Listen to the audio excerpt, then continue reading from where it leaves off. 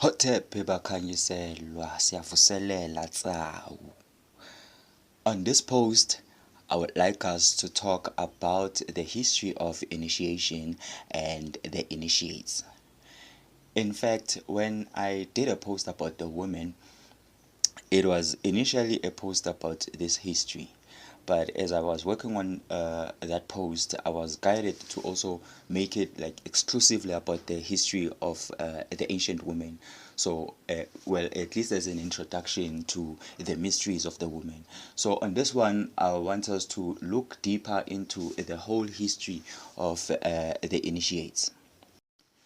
When you are an initiate, you must always look at things as an initiate. So when we look at this history, we will look at it through the eyes of an initiate. If you want to evaluate how evolved a tribe is, you must not study its general population, but you must study its initiates. Because the initiates represent the highest ideals of that tribe or race, and the initiates represent the perfection of that tribe. It is the same with the whole of humanity at a larger scale. If we want to look at how evolved we are as humans, we must look at humanity's initiates, because they represent the highest ideals of humanity and the perfection of humanity itself. So when you study the history of initiates, you must not focus on one tribe or one race, because in terms of initiation there's no race, but we can speak of lineages and different generations of initiates, right? In the ancient times, in the earliest years of human history, the first people were a group of pure spirits. They were gods on earth. They were ethereal in nature, and they were naturally connected to the spirit. These first human spirits were the closest thing to perfection. They lived in eternal bliss, and at this time, our bodies were fluid and etheric, and they hadn't gotten to a level of thick mud. This was the time of muddy waters, when the rocks were soft. Then slowly but surely our bodies began to harden. This is when we manifested into matter and we entered into a new cycle. Our bodies are actually undergoing a process of crystallization, just like everything else on this planet. There was a time when our bodies were etheric and soft, and at that time the earth itself was etheric and soft. If you have been following the teachings of Abangoma Abafihliweyo, you will remember that we spoke about the spiraling water of creation that came in contact with sand, right, or physicality. And this created muddy waters just before the level of thick mud. So this level of muddy water is the time of Inweba Maje, when the rocks were soft. At this time, people used to be literally everything and anything. Our forms were not as yet hardened into further crystallization. A person could change form from being a plant to animal to water, stones, etc. This is the ancient time of first creation, as the Khoisans call it. This ancient time is equivalent to when an embryo develops into a fetus. The embryo changes into different forms before it actually gets to a human form or a fetal form. So on this level, we were not fixed into one form. This is how we were as human beings. The fluidity of our bodies meant that we could literally be anything, and we were indeed everything. Even our consciousness was on a level of oneness with everything.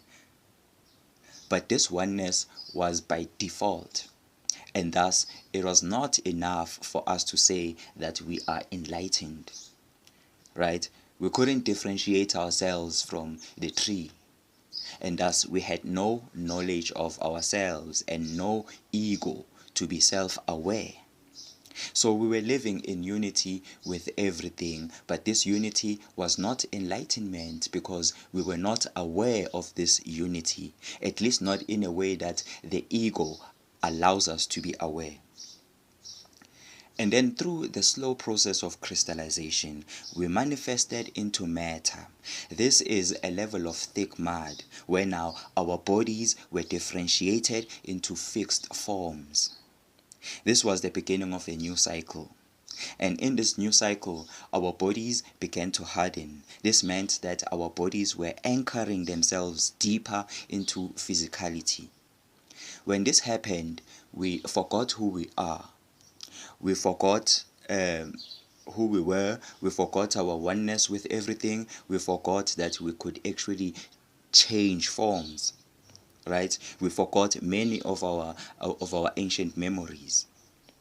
At this time, our speech and thoughts were still undeveloped, and so we started by communicating telepathically. In fact, we were much like animals, right? Animals are quite telepathic, and we lived in holes and caves. And at this time, men and women never used to live together. A man would live among other men, and women would live among other women, and a man and a woman would only mate during mating season, just like the animals, and then they would separate. Then the gods came and they gave us a civilization. Seeing that the women were less wild than the men, the gods started by civilizing the woman. They taught women how to make clothes. They taught women how to build houses. They taught her about art, science, healing herbs, edible herbs. They taught women about mining and blacksmithing and all those other things. Among the women, the gods then took wives, and they created hybrid children. At this time, men were still living in holes, and women were given the responsibility to civilize the man.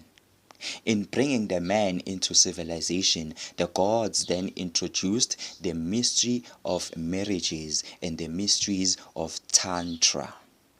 They taught humans how to be married and even how to have sex.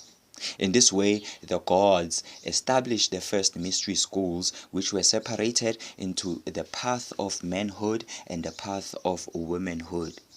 It was an initiation of turning an animal into a human.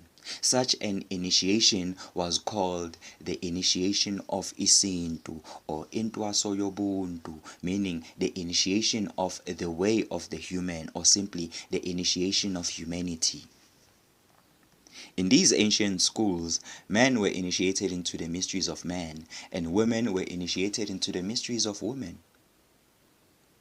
And together they would then be initiated into the mysteries of Tantra, the mysteries of marriages, the mysteries of soulmates and twin flames.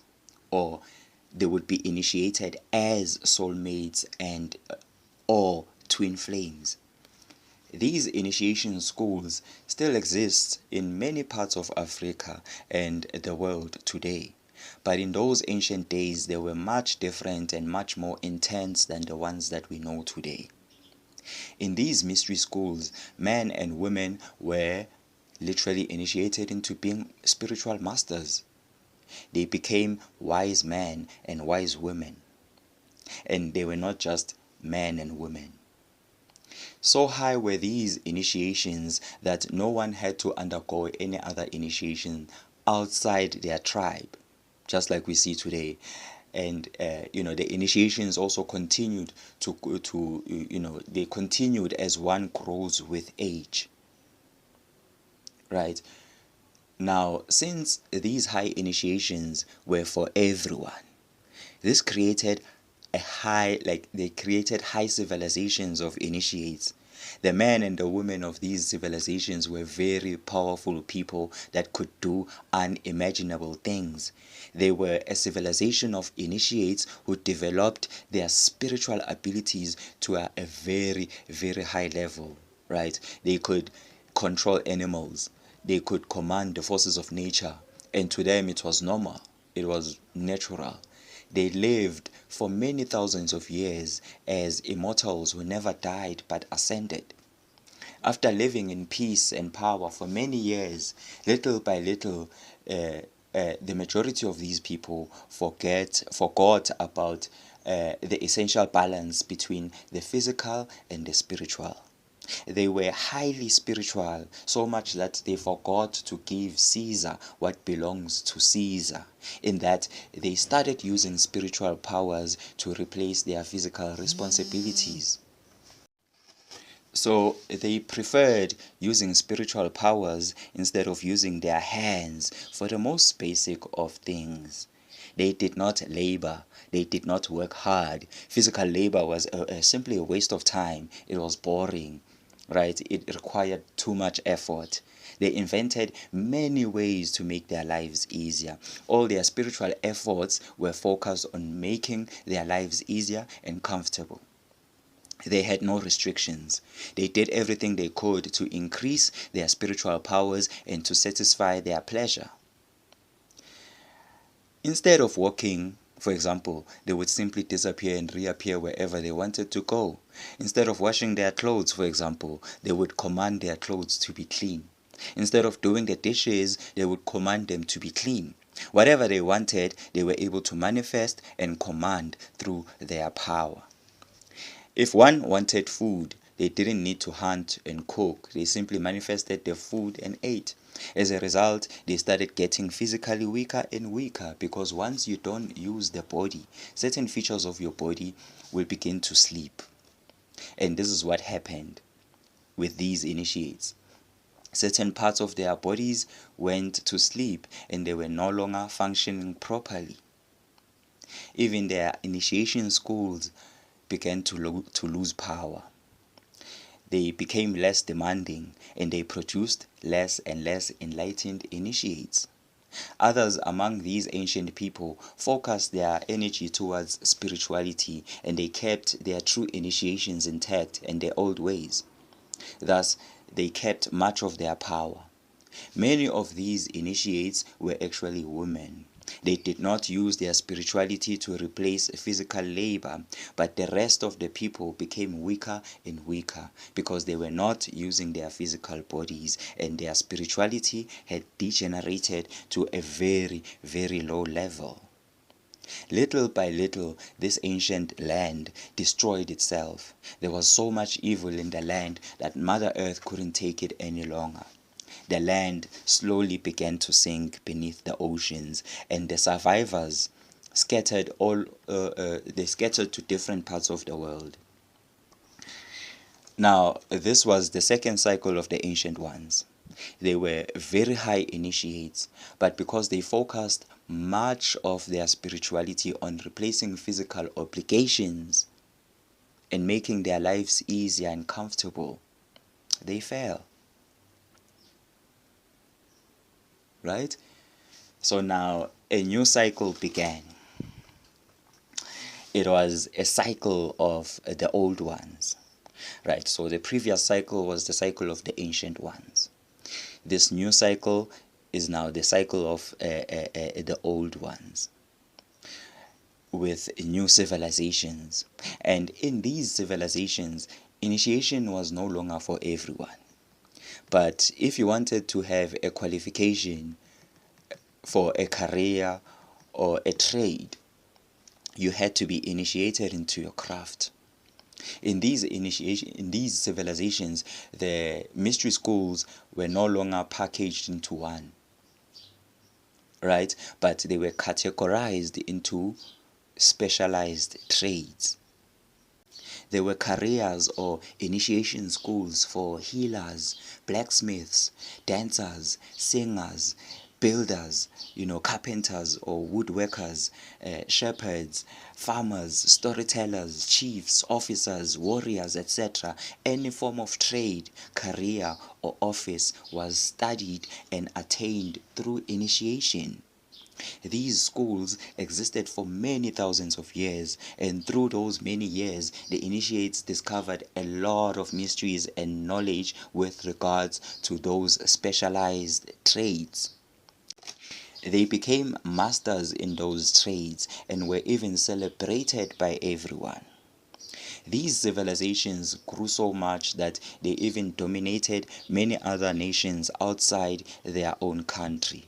They explored the deeper mysteries of their craft, and everything they learned was used in their practices.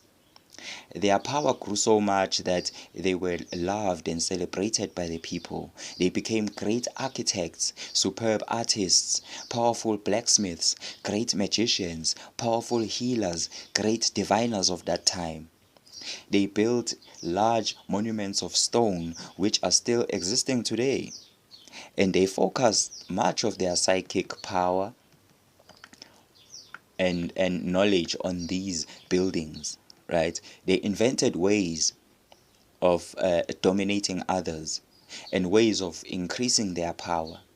They discovered and developed magic potions, magic words, magic rituals, magic postures, magic songs, and all other magic codes with respect to their crafts. They discovered the mystery powers of the five elements. They developed ways to use and master those elements. They knew how to integrate the magic of each element in their craft. They had the tendency to want to dominate and master everything that they came in contact with. Theirs was about mastery and domination. Right? Initially, they were they were all about mastering themselves, but as time went, these powerful craftsmen degraded their spirituality because they focused their power on mastering everything and everyone. They dominated and controlled everyone but themselves. They were very powerful sorcerers and great healers who had a whole body of specialized knowledge of their craft, and this knowledge led them to their downfall. Due to the exclusive knowledge that they had and the respect and fear they received from their fellow men, they started to think that they were important. As a result, they became very dark men and women. Without any self-control or sense of morality, they used their knowledge to help people and to destroy people with an equal amount of intensity. They had the ability to make you sick and the ability to heal you. They used the knowledge from their given traits to control people through outright sorcery and direct mind control. These powerful old initiates also became very competitive in their own crafts. To them, it was about who is the most powerful, who was the most strongest, who was the most learned. In their search for power and dominance, these old initiates also discovered spirit entities. In discovering these entities, they wanted to master and dominate these entities, obviously. They carefully studied these entities, and after years of experimenting with these creatures, they knew how to differentiate these beings, where to find these beings, which of them are useful and which of them are useless, and what the useful ones can be used for. They knew which ones can heal. They knew which ones can kill, which ones can cause sicknesses, which ones can protect, which ones can spy, and etc. From working with these entities for many thousands of years, a whole body of knowledge was developed concerning these spiritual creatures.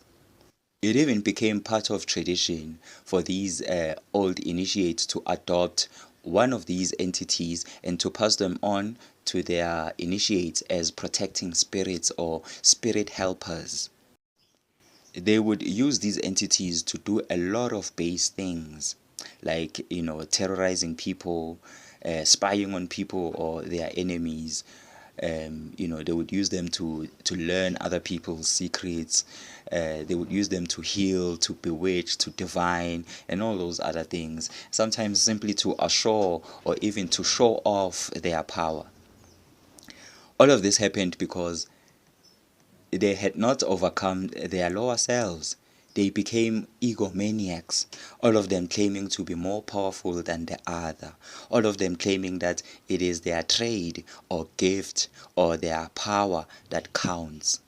In feeling more important about themselves, they lost much of their true power, and in losing true power, they found lesser ways to replace it with lesser powers. They even used trickery as part of their tradition, where they would trick people just to gain something from them, like making someone sick, knowing very well that they're gonna come to you for help. They used sorcery and trickery to gain fame, power, and dominance over their fellow men. They worked very much like modern doctors and businesses, right? For them, it was about power, control, and gain. They helped people bewitch others, and they would also help those who are bewitched. Their worldview was quite different, right? They saw things differently. To them, it was no longer about good and evil, it was about gain and loss. Since they focused much of their spirituality on performing services for others, they made sure that they had what people wanted from them. If someone wanted to heal someone, they helped them. If someone wanted to bewitch another, they helped them. Theirs was about making sure that their clients are never disappointed. Their clients always get what they came for. They reasoned that in order for you to know how to heal, you must also know how to bewitch. They reasoned that in order for you to know how to heal someone who is bewitched, you would have to be a witch. And in order for you to heal someone who is sick, you would have to be a healer. So they ended up saying a good healer is also a good witch. Hence, all of their traditions were at last imbued with light and darkness, all intertwined. All indigenous traditional healers are direct descendants of these old initiates. Much of their practices still exist to this day, and fortunately in a diluted form, because these old ones were very, very crude in their spirituality. They were highly respected and highly feared by the tribes. In this way, they were unchallenged and unequaled. But one day, this unequaled and unchallenged power was to be tested. The old initiates existed for a long time, right? They were very powerful and talented craftsmen and women. Talented men and women who excelled in their careers. But they felt too important and overlooked the fact that their power was gone, although their ego told them that they still had power.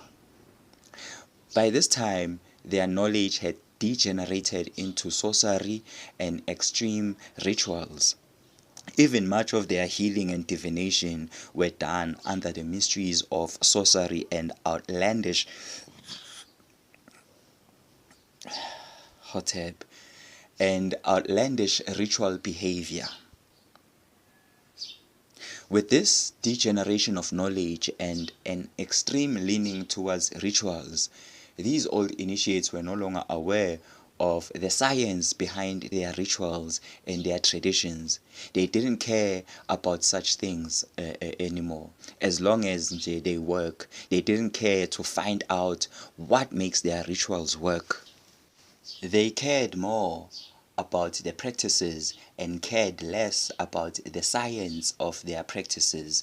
They emphasized on the traditions more than they emphasized the mysteries themselves. Their traditions were veiled in symbols. They started focusing on the symbols and then overlooked the mysteries. They were no longer izazi, those who know, but they became very superstitious and were ignorant of universal law. Many of the old ones lost their power, although they held strong in their conviction that they still had power.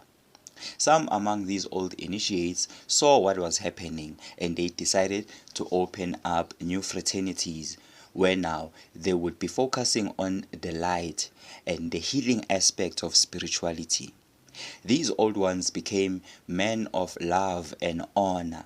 They were righteous men and women who focused their spirituality on the love and the light. They developed their mystery schools and became well known by their righteousness. Many of them were so righteous that they didn't grow up to be that old. They were superb, powerful men who died at a young age. Some of them also started feeling important because of their righteousness, and their extreme righteousness made them into very cruel people.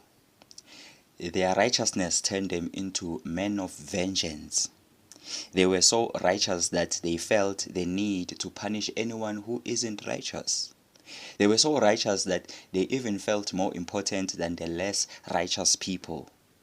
They became self-righteous. Then, as time went, a new cycle emerged. And in this new cycle, or rather, this new cycle brought another people from a far away country. When these people came among the tribes, they did not fear nor did they care for the power of the old initiates that dominated the tribes. These new people had better weaponry, they came with better witchcraft, better trickery, and a much bigger ego than the old initiates. They then declared war upon the tribes, and the tribes were defeated. And many old initiates were killed in their numbers, even with their power, sorcery, the trickery, and the many spirit entities that they adopted. They were defeated and were obliterated in their numbers like cockroaches in a fumigated room.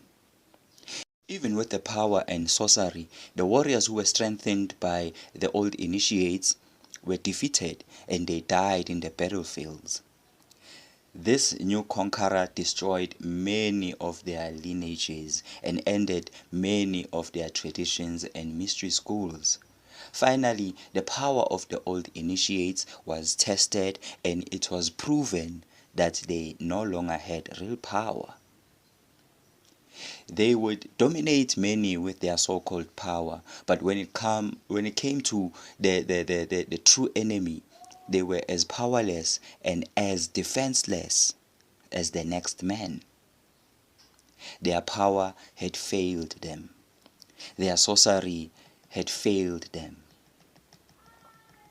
Right? And their so-called spirit helpers were as if they were not there at all. After this fall of the old ones, there came the beginning of the cycle of the new initiates. The first group of new initiates were a group of defeated old initiates who gathered among themselves in secret and they created secret societies. Some of them gathered all the knowledge they had and they initiated a few people into the greater mysteries of their crafts as guardians or custodians of this sacred knowledge. A blacksmith was taught all there is to be taught about blacksmithing, from the folklore to the mystery initiations. The same was done with healers, woodcarvers, seers, rainmakers, etc. This group of initiates knew that they are not actually the new initiates themselves. Rather, they are working towards creating a new initiate who will stand against the gods that are seeking to destroy the Bantu. Then there was another group of old initiates who actually began the cycle of the new initiates, or rather, they aligned themselves with the mysteries of the new cycle and became the first new initiates. They gathered amongst themselves and they brought all their knowledge together. And then they started to review their knowledge, right? And they started to also re-evaluate their own traditions. They realized that they thought that they were all powerful, but they are now defeated by an enemy that they never even saw coming. This was a wake-up call to them. They knew that for the fact that they didn't see this enemy coming, this meant that they had lost much of their power. When they saw that they were defeated by a less spiritual enemy, but with better weaponry, they were simply astonished and embarrassed. They knew that they had missed something along the way. And in trying to find where they went wrong and how they could rectify it, they started the cycle of the new initiates. They were first shattered by the realization that their traditions had failed them. Their sorcery had failed them. So on impulse, they denied their whole tradition. This was a necessary step because it allowed them to review things objectively. But when they denied their tradition, they didn't really know where to go. So they knew that they had to revert back to their traditions. But they knew that their tradition is very expansive and was encoded in a way that it would fit into any condition.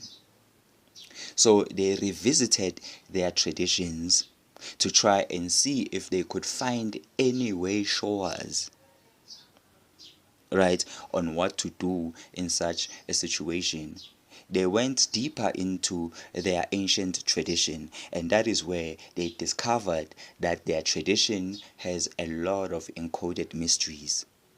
So the next thing they did is that they removed the traditions and they took the mysteries as they are. This is when they found that many of their predecessors were but men of trade and not men of power. In reviewing their history, they found that the old ones fell because they had no control over their egos. They saw the futility and the results of narrowing your spiritual gifts into a trade, or the results of narrowing your spiritual journey into a trade. They remembered the destruction of the ancient ones, and they saw that one cannot use spiritual abilities to make one's life easier. They looked at the ancient ones and the old ones, and they saw that they were known to be powerful men and women, differentiated in status from others. But even with their power, these initiates died like average people. In the face of death, it didn't matter what trade you had mastered. When they looked at the effort it took for one to be initiated and the power that is at the disposal of an initiate, they simply found it embarrassing that such a person should meet the same fate as an average person. A person who lived his life with power dies like a person who has no power at all. This made them realize that, or it made them realize the futility of mastering a craft. It leads to the same end as that of an average person. Thus, it is as futile as any other craft. With these realizations, the new initiates then decided they wouldn't focus on any trade. Rather, they would focus their spirituality towards the spirit without any concrete goals. The new initiates also saw that, they saw the importance of overcoming one's ego. They saw the danger of mastering spiritual abilities without mastering the ego. So when they established their new lineages and formed new initiations, these are the things that they considered. And in re-evaluating their traditions, they started to develop an esoteric mind. And through this esoteric mind, they designed their initiations. They designed a new structure. In creating this new structure, they simply removed the traditions and assimilated the mysteries as they are. There's actually a lot here about Bakhanyiselwa because there were a lot of elements at play during this time. And to involve these elements would take me a lot of time to explain. But in short, the church was also involved. In fact, the church played a huge role for the old initiates. Right? Many of the old initiates were able to hide under the cover of the church, and then they formed new lineages, while others hid under the cover of the church to continue with their old lineages. The old ones were brilliant in turning something threatening into something helpful. For years, their practices have taught them how to turn a guard into a guide. They knew how to turn a fearsome creature into a servant. Through the church, they learned how to turn an enemy into a protector. The very same church that destroyed them was the very same thing that they used to protect themselves. Because a lowly black priest would sometimes even have a certain level of authority than a white person.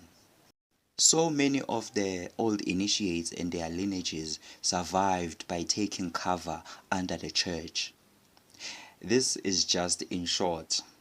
There were a lot of developments during that time. It was a time of trials and tests. It was a beginning of a new cycle for other lineages, and it was the ending of a cycle for others.